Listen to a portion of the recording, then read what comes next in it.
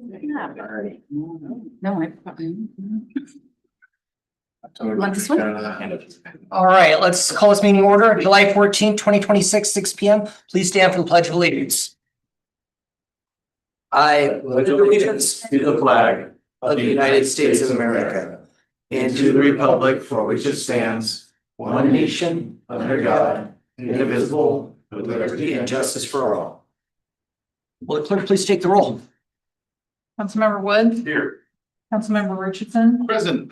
Councilmember Arias. Here. Councilmember Kangiser. Here. Councilmember Hess. Here. Councilmember Johnstone. Here. Member Kaminsky. Here. Mayor Pinto. Here. Can we get a motion to approve the agenda? Move to approve tonight's agenda. Second. Second by Councilmember Kangiser. Is there any discussion? All those in favor say aye. Aye. Any opposed say nay. Motion carries. Moving on to special presentations, there's none scheduled. Moving on to public comment. If there's anyone in the audience that wishes to testify or anything, let us know. Otherwise, is there anyone online? I don't have any hands raised. Ready, we'll move forward.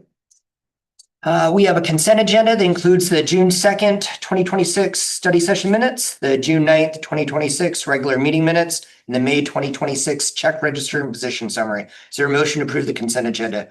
Councilor Kaminsky. Move to approve the consent agenda. Is there a second? Second. Second by Councilor Johnson. Any discussion? All those in favor, say aye. Aye. Any opposed, say nay. Motion carries.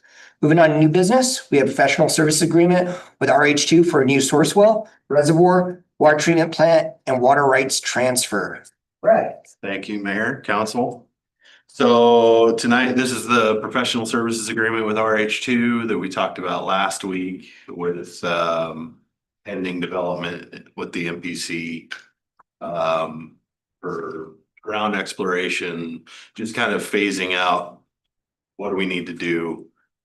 Let's look at the water, quantity, quality, what have you, water rights.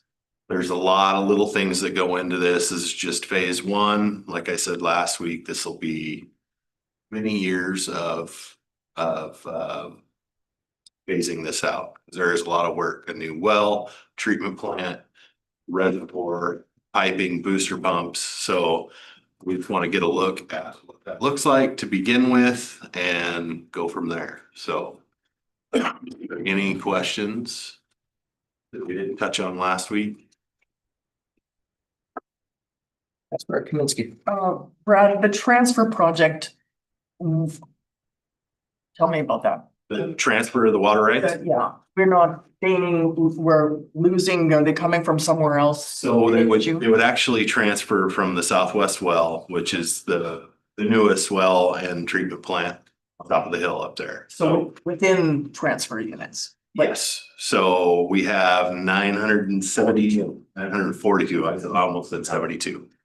Acre feet per year for that well. So we would want to transfer. We'd have to figure out what number we want to transfer to our new well site so we can actually draw one. Okay, thanks. Councilor Hess. Nope, this is, I was gonna say, this isn't the one that also talks about, because this is for the Blue Fern new development that be occurring at a higher elevation, which means we're finally having to start using pumps and a variety of other things to keep pressure up. Thank you. Other questions, comments? Councilor Wood. I move we authorize Mayor Joe DePinto to sign the professional service agreement with RH2 for phase one design and engineering for the new source well reservoir, water treatment plant, and water rights transfer project in the not to exceed amount of $288,100 even. Second. Second by Councilor Kaminsky. Is there any further discussion?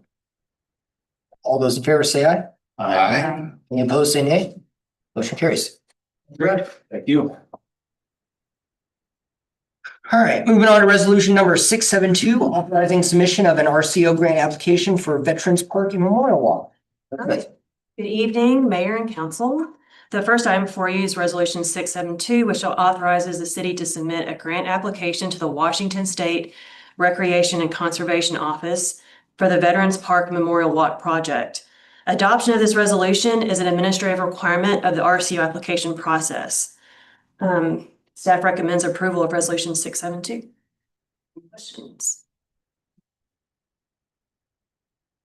Counselor Wood, I move that we adopt resolution number 672, authorizing the city of Yelm to submit a recreation and conservation office grant application for the Veterans Park and Memorial Walk project and authorizing designated representatives to execute related grant documents. is there a second?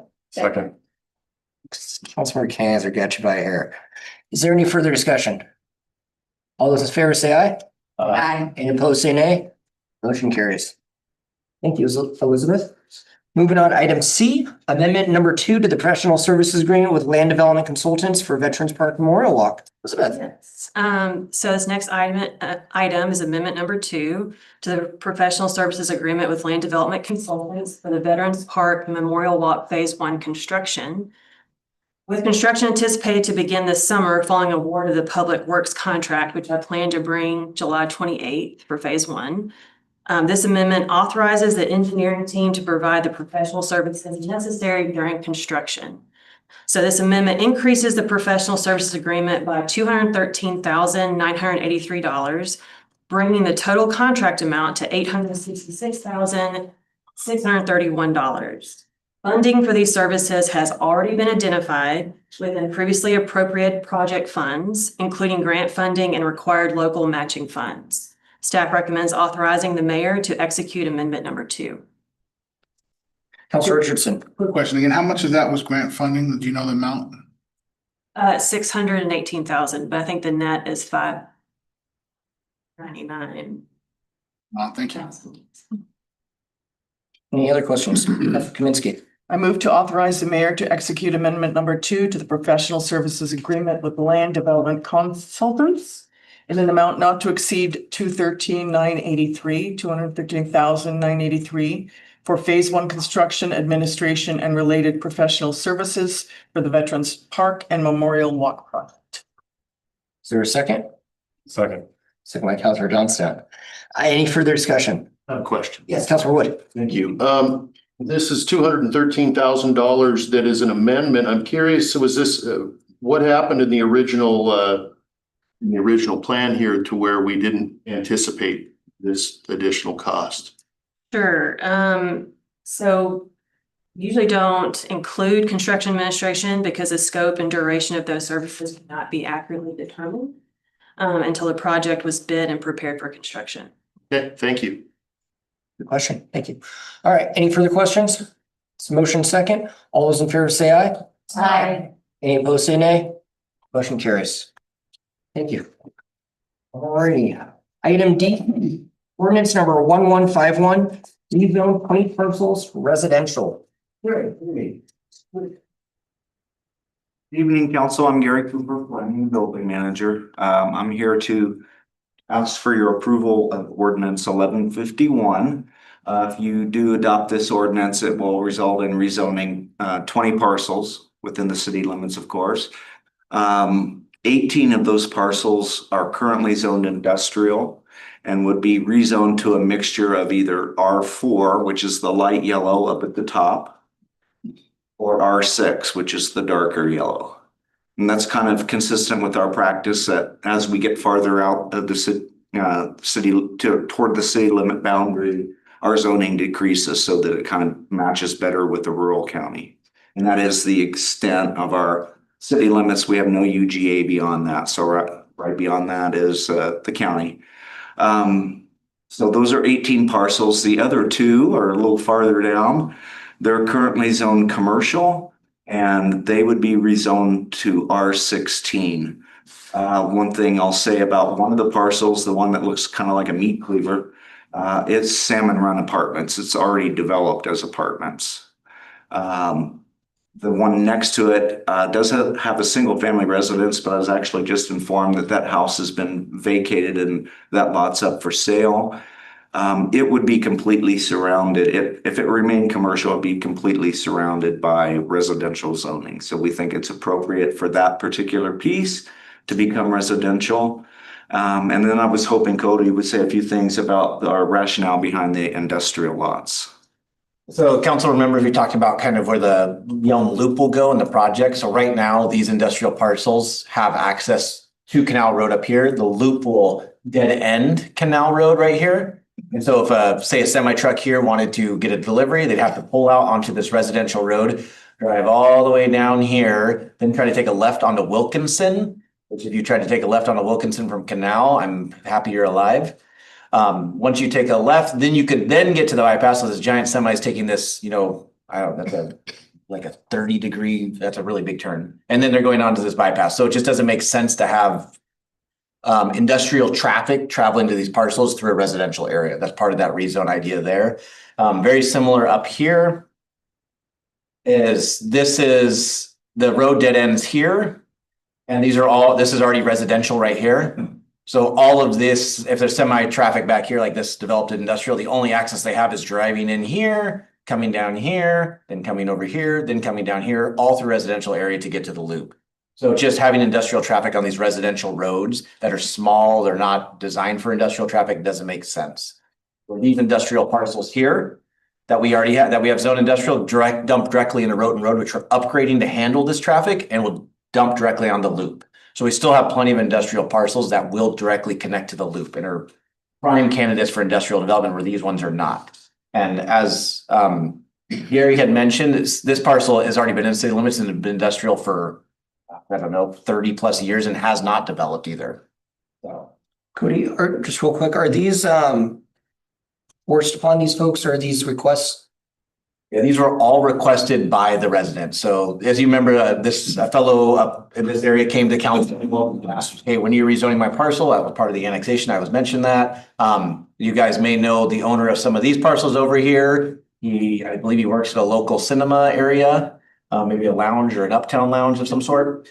He wants it rezoned. And then down here, Salmon Run is already, like he said, Salmon Run is already built to an R16, might as well have it zoned that correctly. Questions, comments? Councilor Johnston. So the portions up top, that's the newly annexed area, correct? Yes. So why wasn't this zoned correctly at the time? It's just this is kind of an oops, or? Well, no, yeah. If we had rezoned it prior to annexation, we would have had to go through a lengthy process with the county because it was zoned industrial through our joint plan with the county. Okay. But after annexation, that takes the county out of the picture. It just makes it a quicker process. That makes sense. So yeah, we were contacted by every single property owner at one time or another on this annexation. A lot of them talked with us when we had our open house on the annexation, were seeking to be rezoned. Also, I did send a letter to every property owner prior to our planning commission hearing. Had no opposition. And then I guess lastly, I'll say the planning commission voted unanimously to recommend. Easy for you to say. To recommend approval to the council. They voted on June 16th. Thank you. Councilor Kaminsky. Do either one of you gentlemen know how many industrial parcels we have left that are vacant and could be built on? We could count them. Yeah, I'd have. Or about how many acreage? There's like 16 parcels, residential parcels or industrial parcels left and over 100 acres. So that would be enough? Yeah, especially with the interest we have had, AKA haven't had. We've had industrial parcels that sat, we've had industrial parcels that dormant for the last 30 years.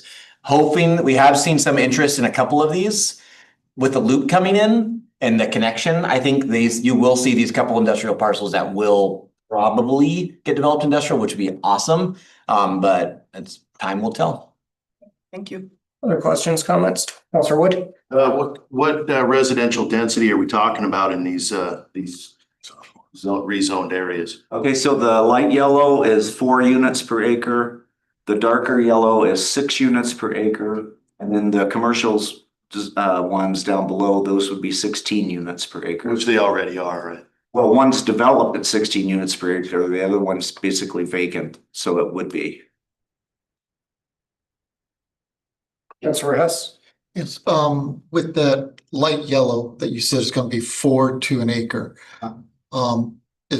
what, with it being so close to the loop and possibly rapid transit being able to utilize the loop, is there a reason why we don't also make that a little bit higher density to be able to bring in some row houses, townhouses, duplexes that can assist soldiers that are coming into town looking for a place to purchase, rent? Well, the reason is basically our standard practice that abuts the county. It's abutting a 1 per 5 unit or 5 acre zone in the county. And it's designed to more or less transition from the denser urban core of the city. It gets less dense as you go out. So the reason is for it to be more compatible with the adjacent county. Other questions, comments? Councilor King, answer? I move to approve the ordinance number 1151, the rezone of 20 parcels within the city limits of Yelm to residential as depicted in exhibits A, B, and C. Is there a second? Second. Councilor Kaminsky got the second. Is there any further discussion? All those in favor say aye. Aye. Any opposed, say nay. Nay. Motion carries. Thank you. Thank you, Jerry.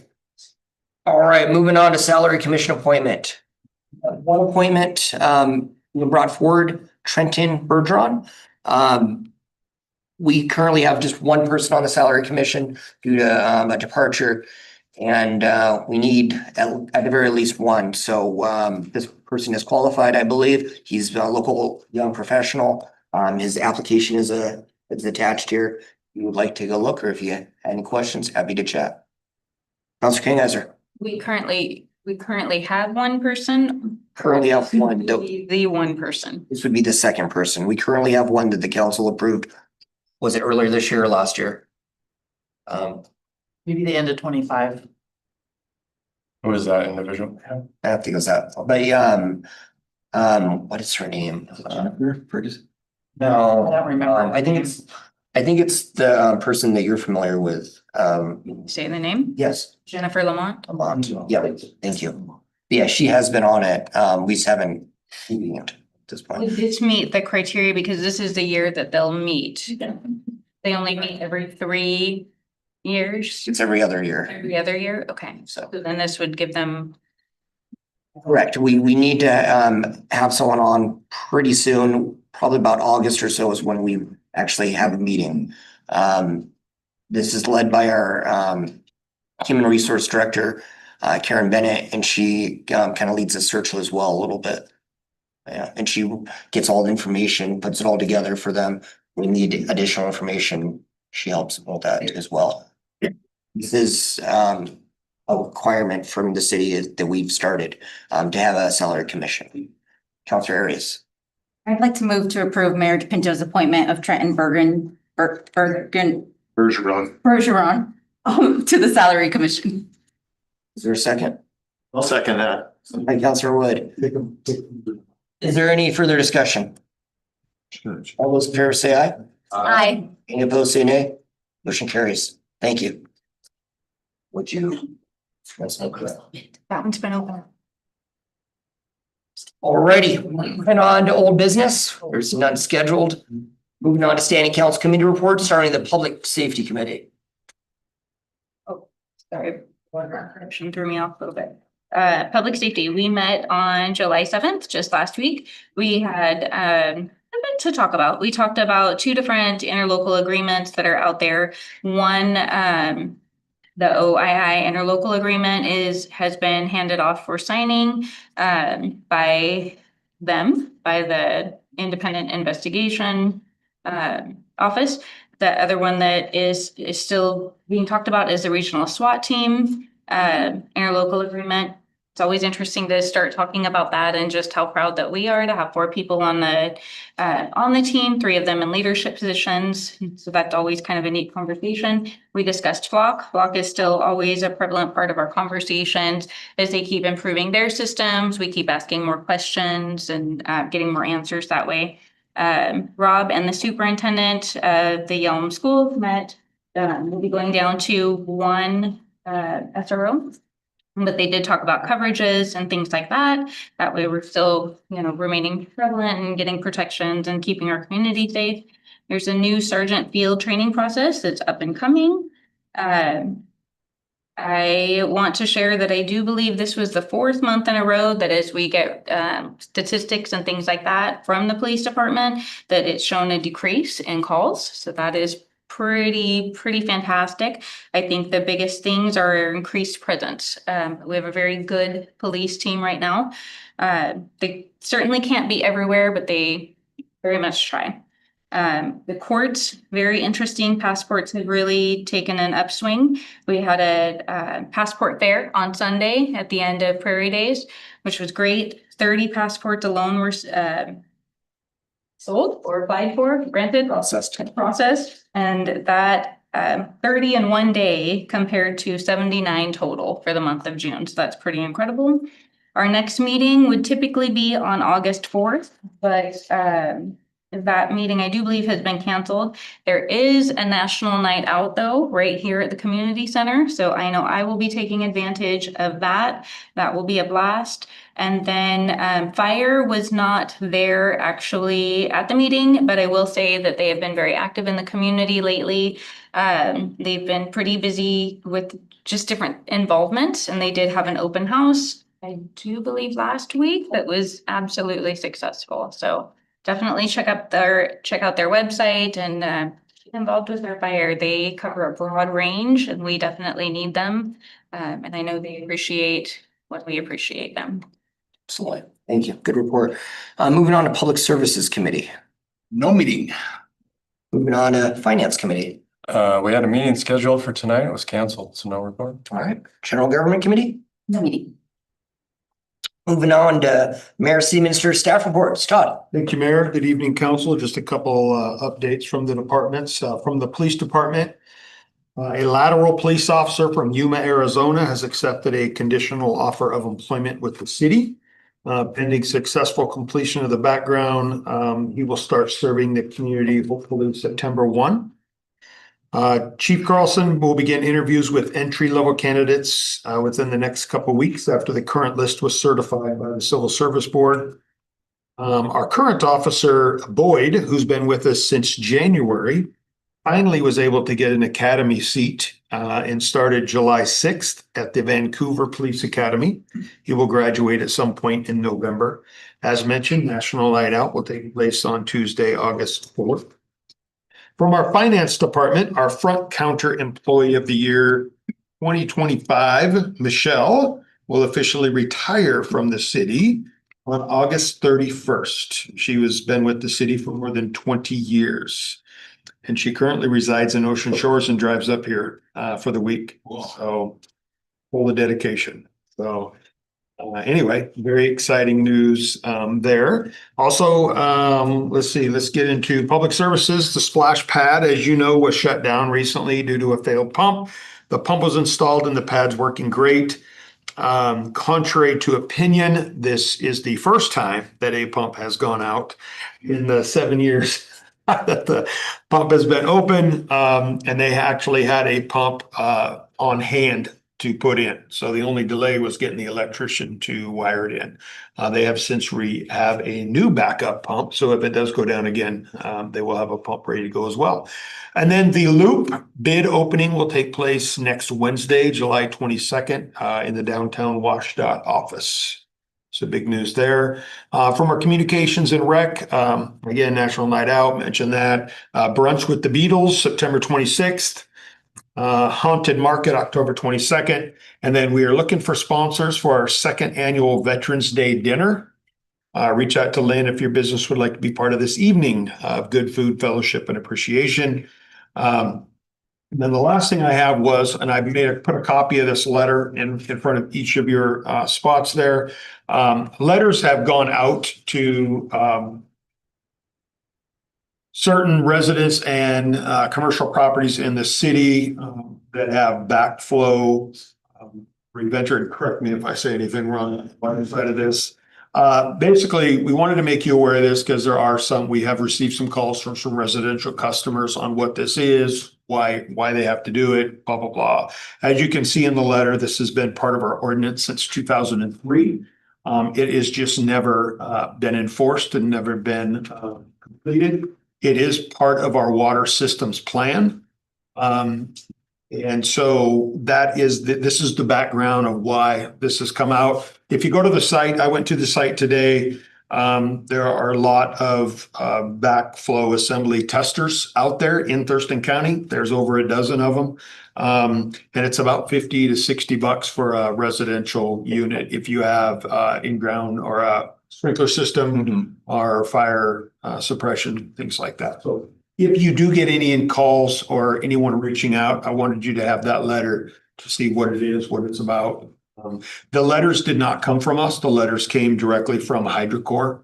And that's where I think a little bit of the confusion in with these folks. But is there anything I left out? No, I think we got it. Just, you can see it on here, but backflow preventers is what they do is if you have an irrigation system or other systems, they can get water back into our system. So you have to have a backflow assembly so we don't get dirty water into our public water system. That's what a backflow assembly does. I'm curious. This went into effect May of 2003, so I assume it was incorporated also into our building code, right?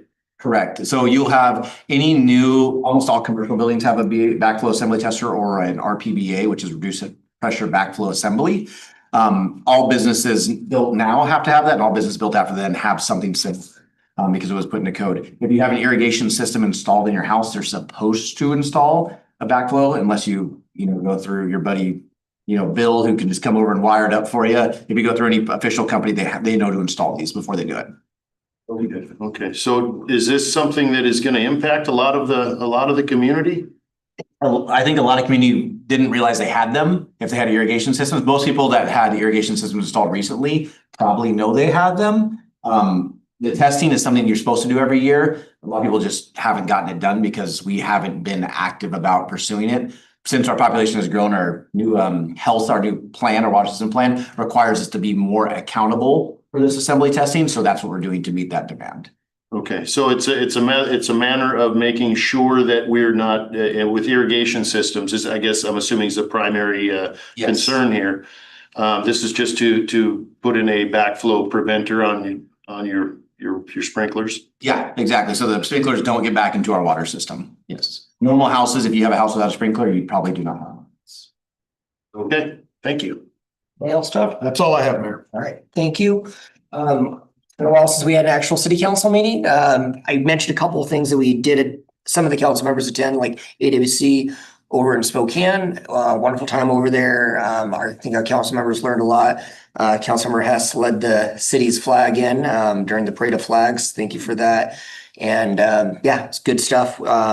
I think we can expect to hear a lot from our council members that went on different projects that they're going to be working towards. So looking forward to seeing some of those happen.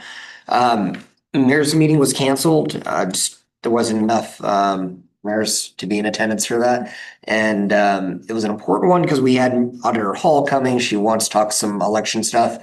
I think regarding pricing impacts to cities.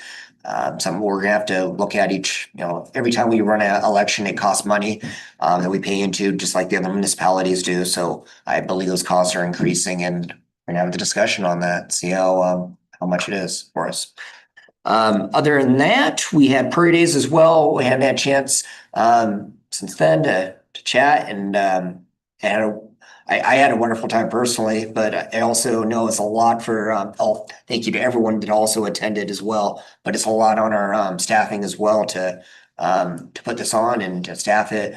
Our police officers a lot of folks were, working overtime, and just wanted to say thank you, appreciate to them. And public services, we had a lot of work with employees out there as well. And of course, all the different community partners that were in attendance and volunteers that actually made it happen. So wonderful event, and looking forward to next year's. I think we already have a date for it. That's about all I got right now. You have any questions for me? All right, we'll move on to city council member reports, starting with Kaminsky. Well, I haven't had any meetings in the last 2 weeks. They're all at the end of this week, but I did want to mention that I went to the chamber lunch today and happened to be sitting at a very nice table and was talking with our Yelm Port Commissioner. And he happened to mention in conversation that the port was looking for places to spend money in this area. And I'm like, okay, we'll take some of it. And in the conversation, he mentioned they were looking for industrial property, et cetera, which reminded me that the EDC, Mike and the gang, were going to get back to us about our ideas for the retreat. So I just wanted to ask who would be following up and when we would get their presentation. Yeah, we are in communication with EDC and it's kind of some of the stuff that we talked about. They will be coming for a study session, at least September, October, so in that timeframe. And otherwise, no reports. All right, Thank you. thank you. Councilor Johnstone, No meetings, no report. Councilor Hess, Tomorrow's a meeting for intercity transit.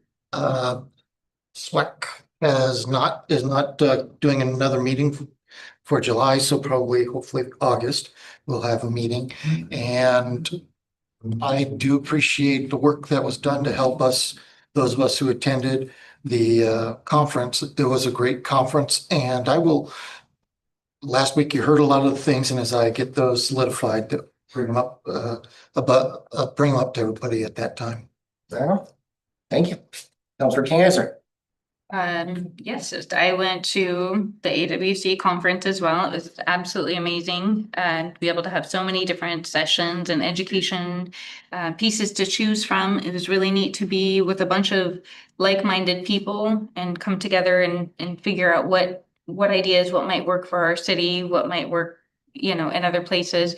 I was kind of super absolutely shocked that we're not a small town or a small city anymore. We're actually not classified as a small city. A small city is classified at 5,000 and less, and we are more than double that. So I did go to one session that was for small cities. I did learn a lot, but I was really surprised, and it really made me have a huge appreciation for our administration and just the way that we flow things. They're always super helpful coming on to council and any questions that I have. So that was really fantastic. On Wednesday, I did get to go to the community conversations. I actually got to host that as Mayor Pro Tem. So that was really fun. There was about 15 to 20 people that were present. I felt like that was a pretty big number. Those evening conversations are always fantastic. I've not actually been to a lunch one because it doesn't work with my work schedule, but I always make sure to go to those evening ones. And we got to hear from a lot of people that kind of voiced that same thing. So thank you to all that make that happen. Lots of questions we heard from Public Works, Parks and Rec, the police. We also got to play with Legos thanks to Backyard Bricks. Then today I went to the Chamber Forum, which was also our Chamber Appreciation and Business Awards. So we got to honor a few of the local community businesses and a few of those people that are just consistently inspiring and developing not only personally, but their businesses as well. And we also got to play with Legos from Backyard Bricks at that event. Very cool. Thank you. Councilor Arias. Okay, so we sound a little bit like a broken record, but I want to thank the mayor and the city for the opportunity to attend the Association of Washington Cities Conference in Spokane in late June. Great chance to learn from other cities across the state. I brought back some ideas that I think will serve Yelm well, so hopefully I can see those through, just like Councilmember Hess said. And then I also wanted to give a shout out to the Southeast Thurston Fire Authority. On the 4th of July, Ashley from our planning commission and myself brought them some drinks and snacks, knowing it's one of the most demanding days of the year for our firefighters. But it was great to see that other community members had the same idea. They already had food that community members had brought. So that was really great. And that visit led me to go to their monthly meeting for the first time. And then their open house this past Saturday, as was mentioned, at the station on Mill Road.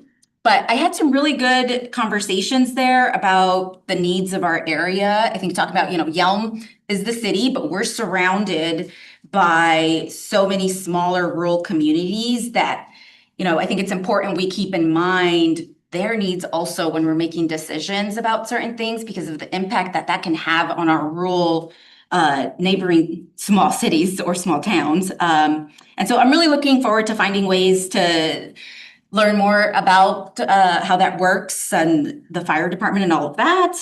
So that was a great meeting. There was no study meeting in June. The next study meeting will be this Friday at 8 a.m. in Tenino. And I'm hoping that there will be either staff or somebody that can attend because I won't be able to be there. But if there's anything that I can pass on to George, I certainly will. And then I also wanted to flag for the record a public safety concern that a resident brought to the city's attention this weekend. So it was a report of some reckless driving on Killian Road and an incident where a firework was thrown from a vehicle that sparked a brush fire near the homes in Cherry Meadows.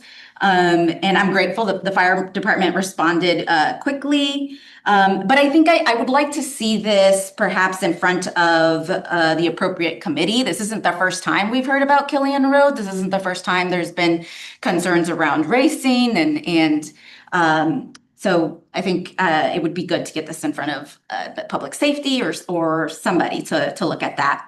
And lastly, next Wednesday is the July 22nd Regional Housing Council meeting. And I'll be there representing Yelm. That's all. We'll absolutely bring it up to the Public Safety Committee, just at the very least, the chief, and discuss it with them. But yeah, thank you. Councilor Richardson. Yes, I feel like Yelm is very unique in its own way, and I really like the direction we're headed. Not just that, but the way we work together. I just want to give a huge appreciation to the public service department and noticing that everybody that was here today and the questions that we ask, because we're asking question kind of council. We don't just sit here and say yay, nay, we ask questions. And so it's very remarkable and just amazing to see that. I remember before it was just Cody answering all the questions. And now we're starting to see other people answer questions, like Brad from Elizabeth to Gary. And so they look back at Cody every now and then. But you know what's happening is we're training and leading good people, and you're employing good people. And so as we continue to grow in this city and have good administration and staff, it really makes things just impeccable, just so we can work together. So just a huge appreciation on the way the meeting was handled today, and not just that, but the questions that council asked. Good job on you, council, for asking questions. I was just sitting back today, just kind of observing and seeing what you guys were going to do. And good job to your employees for answering those questions, because that's how you move forward.